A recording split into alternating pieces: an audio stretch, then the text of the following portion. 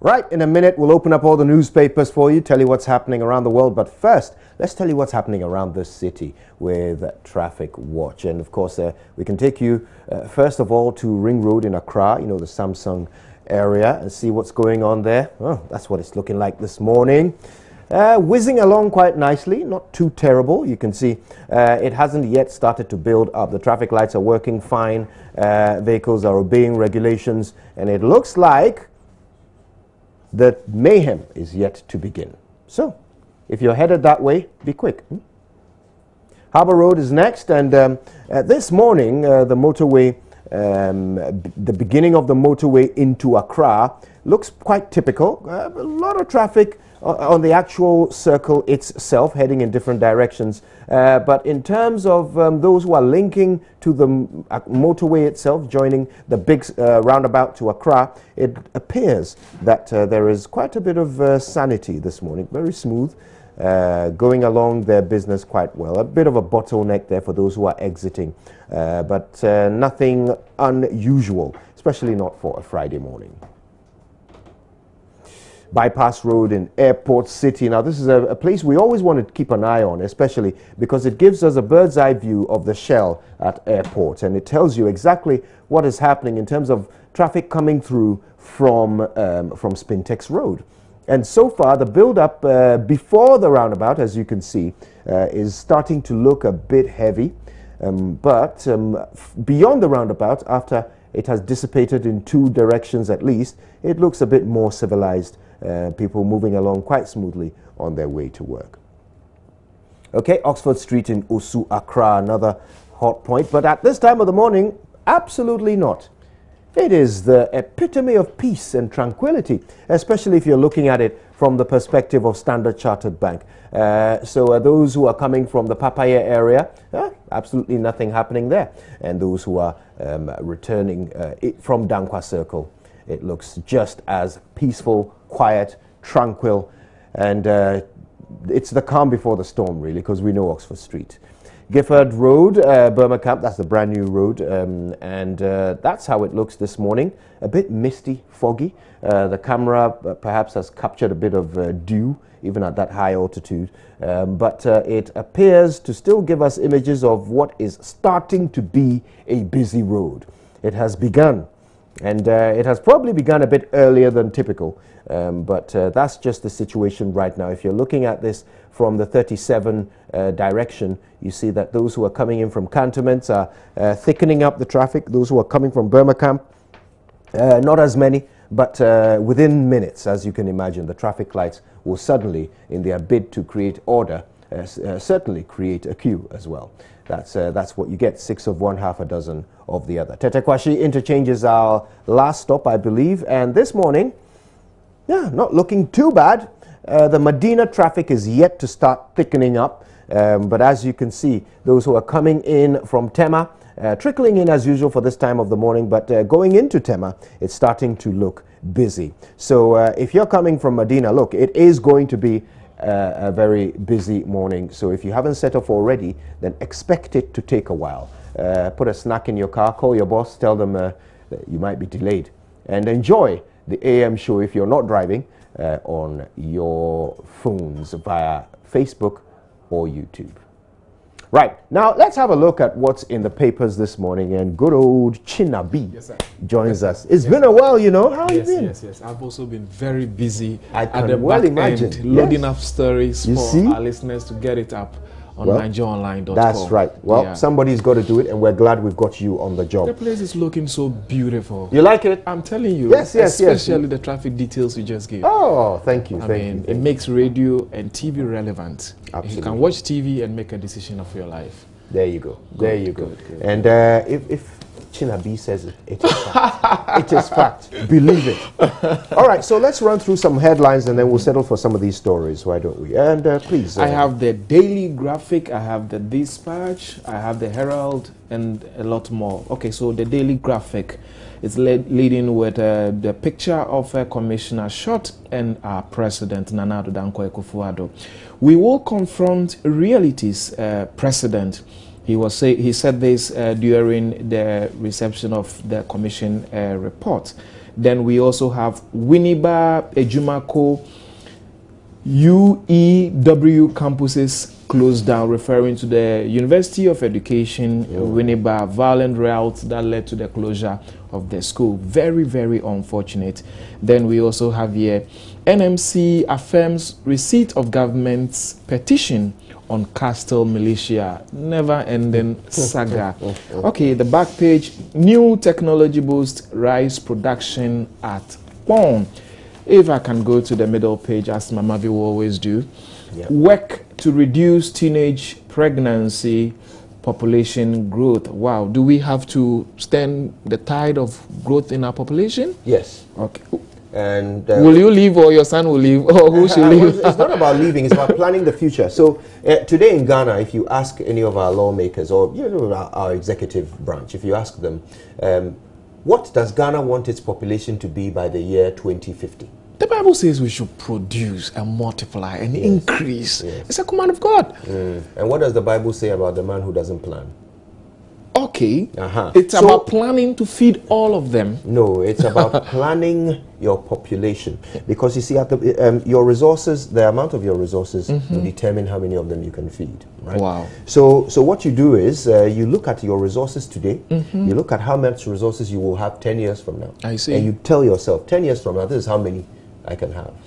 So if God says multiply, okay, you don't have to multiply them all in one I'm just believing that God has endowed us with a lot of potential abilities. If we only engage it, apply ourselves to technology, and also work hard, there will be more than enough to feed everybody. Yes, and so we should plan, shouldn't we? Plan, not on the numbers, but on the production. Let's put it this way, so that it will be saying the same thing. Okay. Maybe God says we should be fruitful and multiply. So let us decide that as a nation, we want to keep multiplying forever. Okay. But let's time our multiplication. Okay, that I can agree.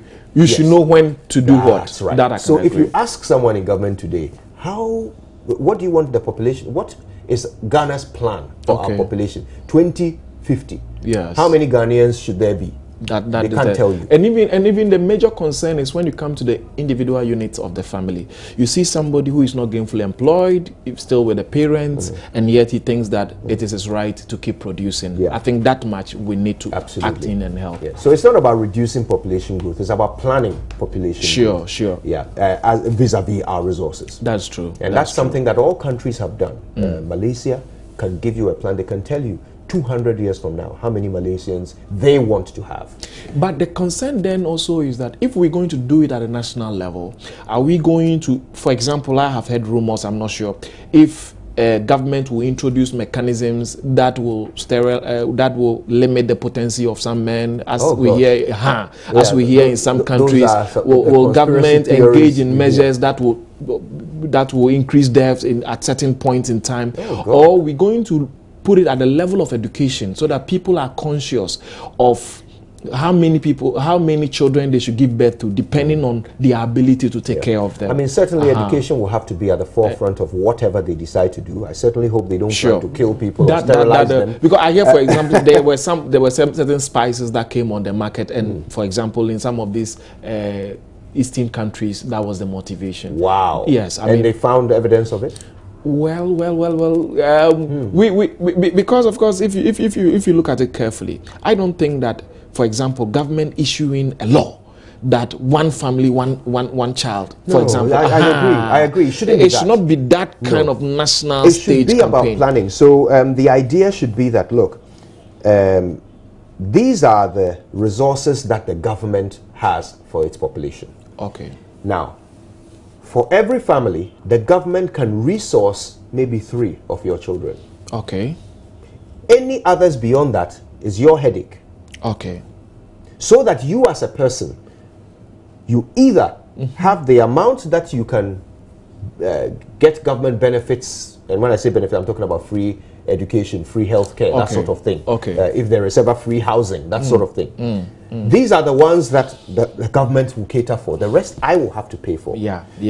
So that way, what you do is that those who can't afford, won't have children because nobody will look after them. That's true. That's the idea. So that sort of thing is what you do. Sterilizing my spices, please. No. let's not go that way. That's going to be terrible. So this was a call the president made on the 23-member National Population Council.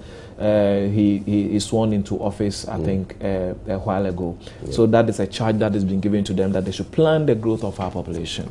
So that will be for the daily graphic. Okay, I'm going to run through these headlines in these 3 papers quickly so you can continue. The Ghanaian Times has these. Police brutalized 3 Ghanaian Times journalists. GJA condemns attack. Shocking stuff.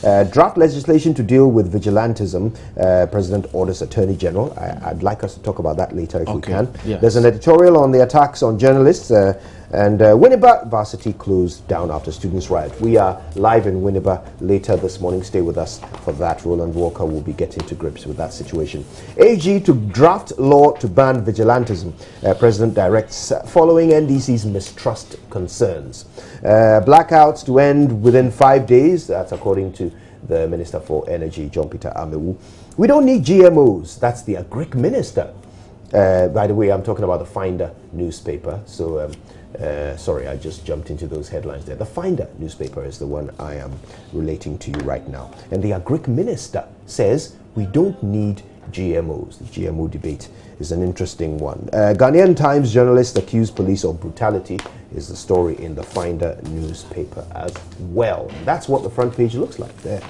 Okay, and I'll do the daily guide before China comes back in. And it says, deal with vigilantes. President orders Attorney General as Short submits report. Afoko granted 500,000 Ghana cedis bail. Is also on the front page, alongside Winneba Varsity students on rampage, chaos in court over slain NDC member, and Ghana Ivory Coast protest ISO cocoa standards. Let's have a look at the back page where some sports stories are in prominence. We can do it in Zambia is the big headline. And then GEC corporate golf winners off to Dubai. Also, Umar Sanda weeps for boxing. Umar Sanda is one of the boxing legends of Ghana. Marathon will boost tourism in Kwewu is also on the back page. The Daily Dispatch, factually reliable, reliably factual. 2018 Human Rights Report on Ghana. U.S. faults Ghana on vigilante groups and corruption. We call it party militarism, or if you like, militiarism. Okay, wow. Short of 15 pesos, it's going to be $1 is to 6 Ghana cedis. So at the prevailing rate, we have $1 at 5.8 Ghana pesos. John Mahama on this advises Akufo-Addo and Baumia. I think he's calling for a conference to have a discussion on the state of our economy in general. That is not so bad a call. Minority... Well, depends on how well the other conference went. How successful was Sinchi is the question you ask. But anyway. When the shoe is on the other leg. Minority on U.S. government 2018 Human Rights Report on Ghana. Okay. Then I think we have the same stories making the back page. Okay, we've been promised by the energy minister that doomsaw is going to end in 5 days. I wish he didn't make a promise so that we are not disappointed when we get there. I have here the Herald. It's leading with the story of our university in the central region. Afenyo Markins, it's alleged that the Afenyo Markins hide targets, those behind the demonstration. This paper is alleging that they were hired by the Honorable Minister of Futu to embark on that demonstration. Well, smacks of more or less an insult on the intelligence of the students who thought that they had a right to protest. We also have here Pentecost Church. Are you one of them? No. Pentecost Church, cause of Ghana's problem, Kennedy in Japan. How can it be, Ken? Okay.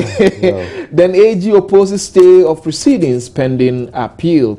Mahama proposes another economic dialogue to Akufo-Addo. Okay, that's it for the Herald. Should I do the publisher? Yes, okay, doomsaw over in 5 days. Our Honorable Minister of Energy, Mr. Peter Amewu. Nana orders for LI to ban vigilantism, if you like, party militialism. Okay. Now, 1D, 1F projects near completion in Ofinso North District. One of the things so much on my heart that our people should get jobs to do. Mahama slams Owusu Bempa over assassination prophecy. Okay. Now government drags JoyNews to NMC over militia documentary. Mercy hails Cristiano Ronaldo's magical night. they are still knitting. Then Madrid agreed deal for Porto defender Milito. Is that it? How do you call it? The sports people, Milito. Are you a sports person? Not particularly. Then this will be the only thing you are not in it. Oh. Other than that, okay, to qualify it, you are in every good thing. Oh gosh. Oh dear. Yeah. Well. I like football. You know, yes. I will be surprised if Kojo is not into football of all things. I mean.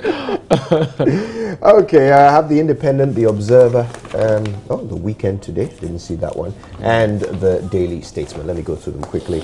The Independent. Samira encourages children to read. Beautiful picture there of the second lady, and I certainly stand behind any call for children to read. We can lose anything in this country. That is true. Anything, even our culture, but let's not lose our desire to read. Short Commission presents report to President. That's the other story on the front page of the Independent.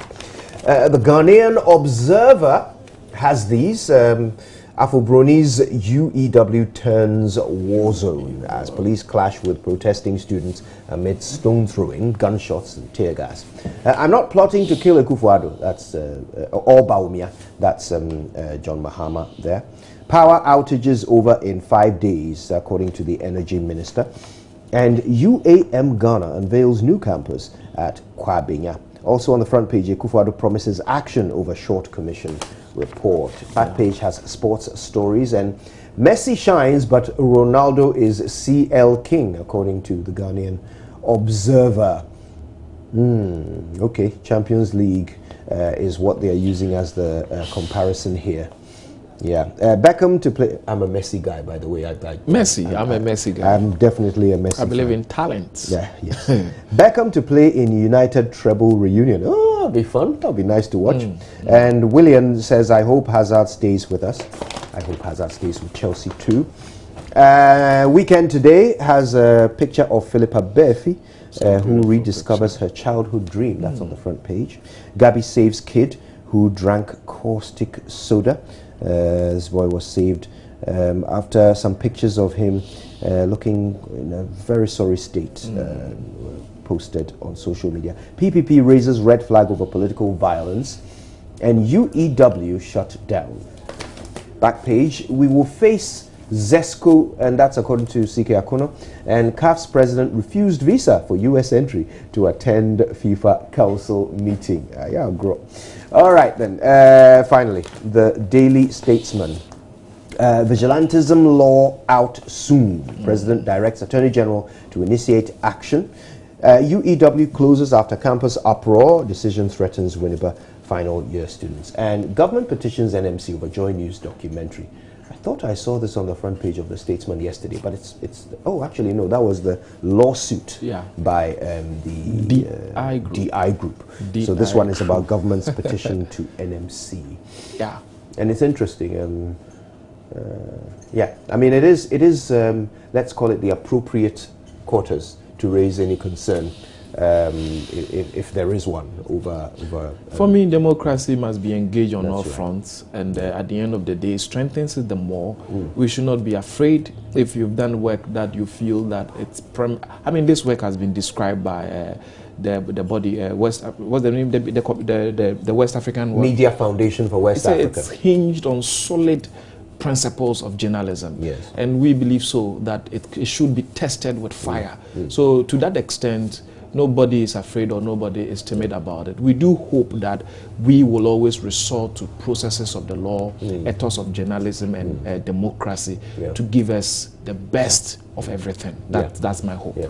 And you know, the other. But sorry, in saying that too, I hope that it's also not because sometimes to some of these things in law they call it nuisance. It should not be an abuse of the process just to unnecessarily intimidate, because invitations to meet, so you are going to court, you are going to NMC proceedings, you are responding, and there's the general tag out there that there's something wrong. Like the president said, when we have we should be bold to just admit that we had it wrong and move on.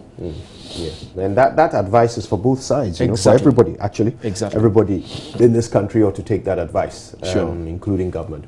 And of course, I hope, and that's the added advantage of some of these things, that it gives the NMC an opportunity to assert itself as the medium for the deliberation on such issues. Sure. And, things don't get brought up to them very often, which is perhaps a credit to the quality of the media, or the improving quality of the media in Ghana. Because I'm saying we don't often hear in the press that things are being brought to the NMC. We don't often hear it. Well, maybe in the past things that were brought to them were not satisfactorily discharged with, or even so the penalties associated with such offenses were not deterring enough. Because I have seen a lot of infractions against journalists. Journalists are being abused left, right, center. The latest being what happened yesterday to the Ghanaian Times reporter. Terrible. But you see, we took Latif Idris's issue to the NMC. What became of it? It's a good question. I will leave it right there because I want us to talk about something here. And this is the president's letter to the NDC chair. The letter writing continues. You know, the last time... And I'm enjoying their English. These are serious writers. The last time I spent this much time reading letters was in secondary school, and they started with the brightness of this day has accorded me the opportunity, you know, to write to you from the land of milk and honey. Well, the president is not writing from the land of milk and honey, not according to the CD's performance against the dollar anyway. But the president is saying that, look, okay, thanks for this letter. You know what? Talk to the chairman of the party. Yeah. That's perhaps what he should have said the first time. Exactly. He didn't. But he's saying it now. He says, look, have that conversation with the chairman of the party. But you know what? In the meantime, I'm just going to tell the Attorney General to draft the legislation. What does that mean? Is the president basically saying that I don't think the parties can do this, so I'm going to the nuclear option? Because that's how he advertised it. He said that I will ask the parties to deal with this.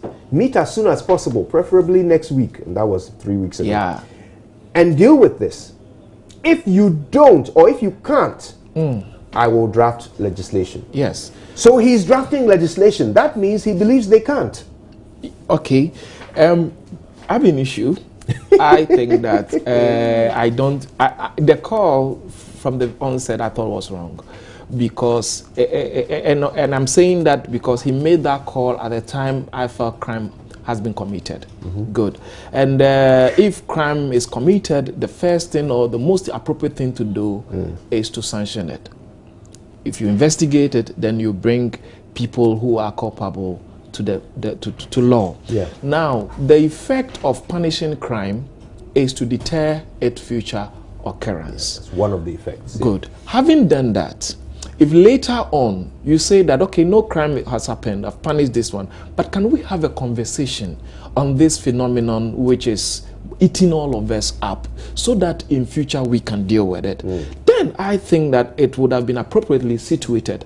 But in the context of saying that people who you know are guilty of a certain offense should go into conference and voluntarily give up their crime, I thought it was being selective, because we don't give that privilege or those leisures to other people who commit other offenses, say prostitution, say armed robbery, say rape, and those other offenses. So to that extent, I thought that he was being lax on the law. And many people would then assume that, is it because when it comes to this subject of vigilantism or militia, it involved the political elite, or in a way, people in government have been implicated? Because if we are listening to the sittings of the short commission, what was so glaring was that the national security said they authorized the people who what we are all condemning. Good. So if the people who were involved in this act we are all terming as bad are people who were on a lawful assignment, then who gave that if you want to call it unlawful order? Or who gave that order which is bringing all these problems? Is it coming from the executive arm of government? So if the same person has now go pass a law to deal with them and term it as criminal, then in a way it is as if the person is involved or more or less complicit. So people, or some of us sitting back and analyzing the situation, thought that the president is being, if you like, treating it with kid glove because there's a certain level of involvement of the political elite. Other than that, I thought this straight crime that must be punished. The last thing I'll say on this point is that we have enough laws, like Mr. Bentel said, to deal with every crime. Look, if it's a ballot box and it is snatched, there's a name of a certain crime that can deal with it. It is a property that doesn't belong to you. You've taken it, and it can be described as theft. If you hit somebody, there's a law that is dealing with that. If you discharge firearms unlawfully, there are laws that deal with it. And if there's a group, you know that this group exists and they are not registered, they are not hinged on any law. It is unlawful assembly, and you don't need any special law to deal with it. So much of these things, as you keep going round this thing, you are emboldening the criminals. You see what happened in Kumasi with this shooting at NDC.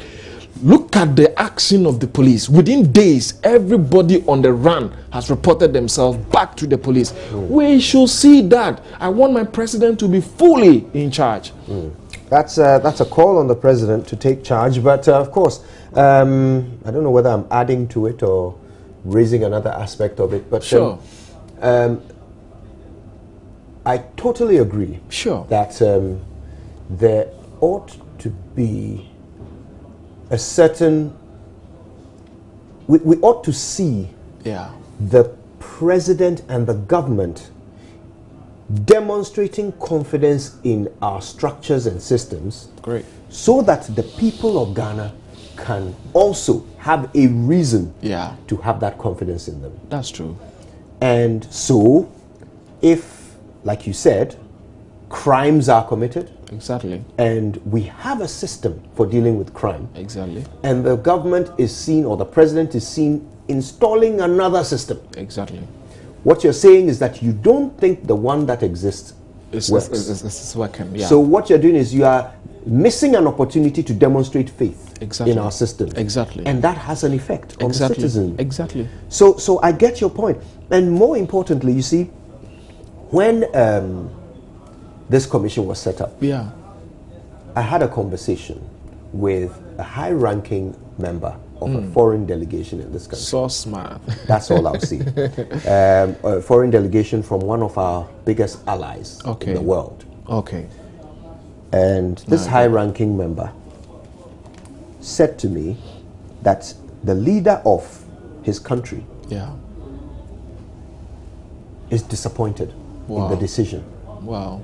Of course, we are a sovereign nation. We must make our own decisions. But of course, when we make decisions, others are also have the right to express their opinion about them. Exactly. And the opinion of the global village. Indeed, the opinion of the leader of his government is that that commission is to ensure that members of government who should be found responsible for what happened get away with it. The short commission, right? Yes. Wow.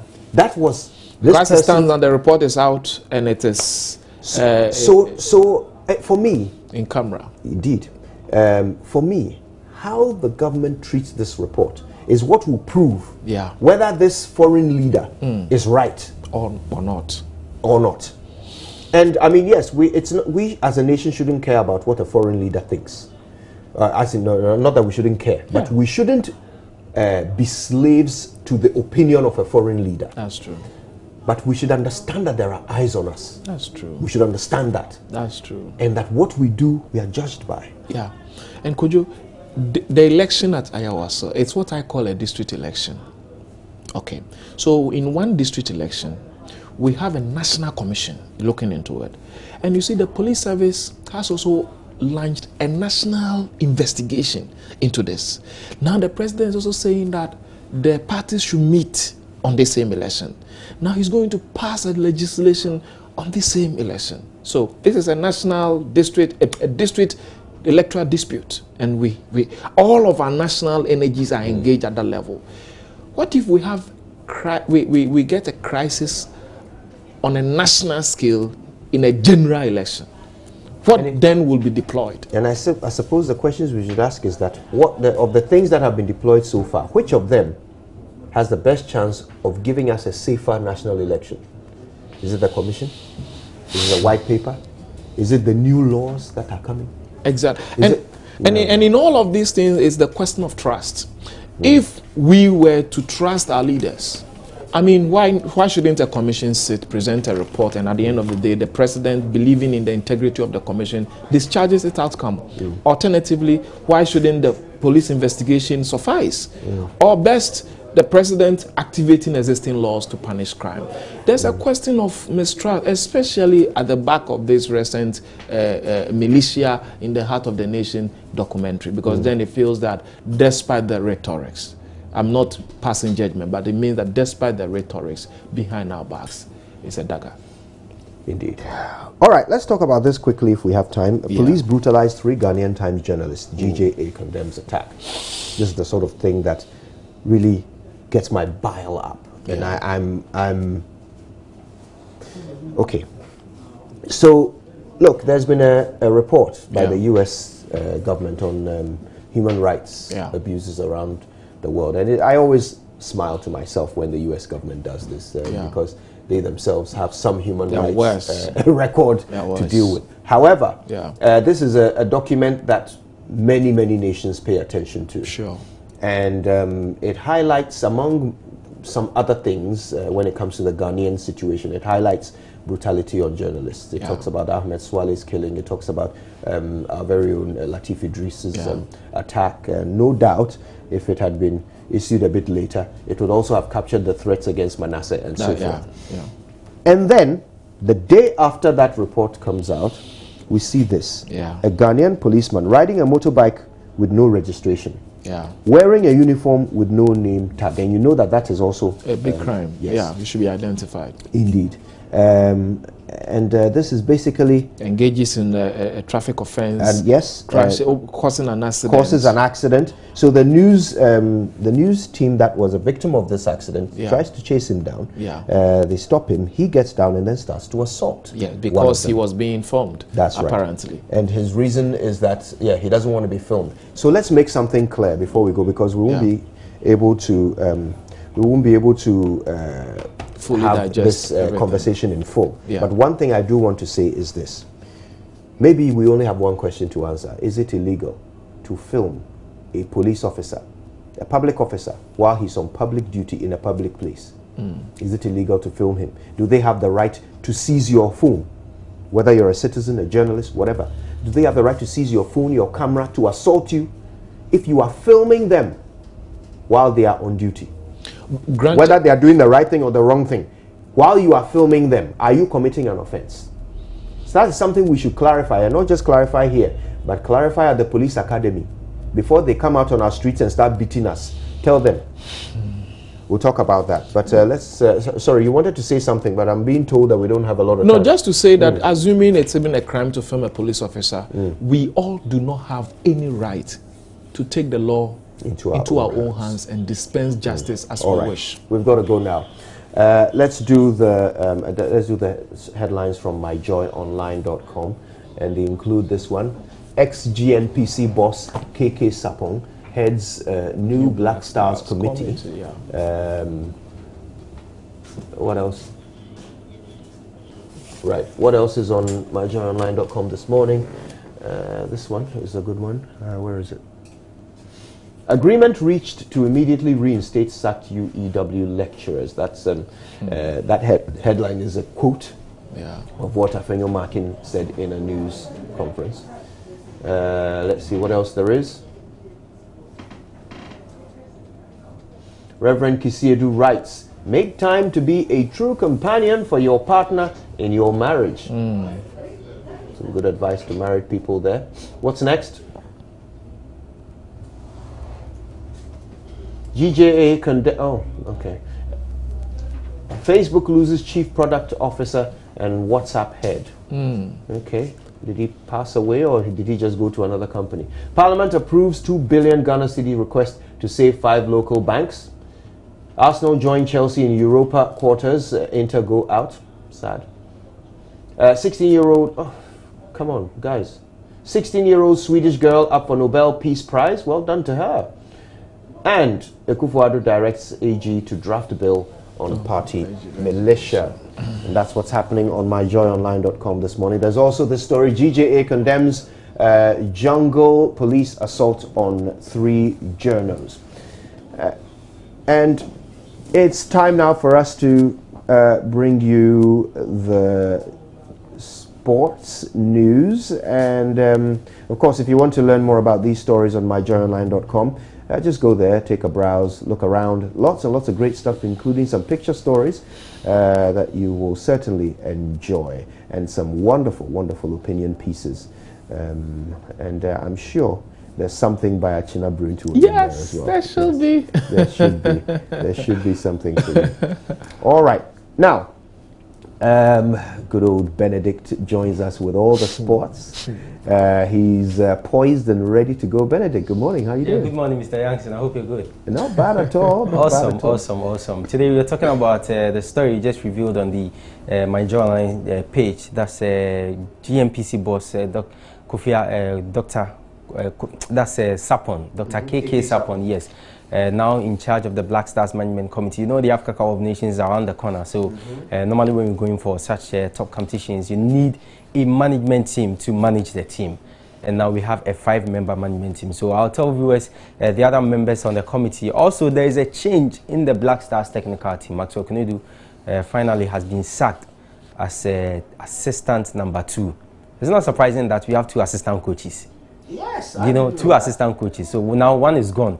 So Kwesi as a head coach, and then the second in command is Ibrahim Tanko. Maxwell was 3rd in command. Now he's yesterday he met the normalization committee and they fired him. And what is Stephen Appiah? Is he a consultant or something? Well, Stephen Appiah is the technical coordinator of the Black Stars. So technical coordinator of the Black Stars. He liaises between the players and the technical team. That's his job at the Black Stars. So we will do more of this and other stories. Europa League matches were played last night. The UEFA Champions League draw will be held this morning at 11 a.m. All that after this break. Don't go away.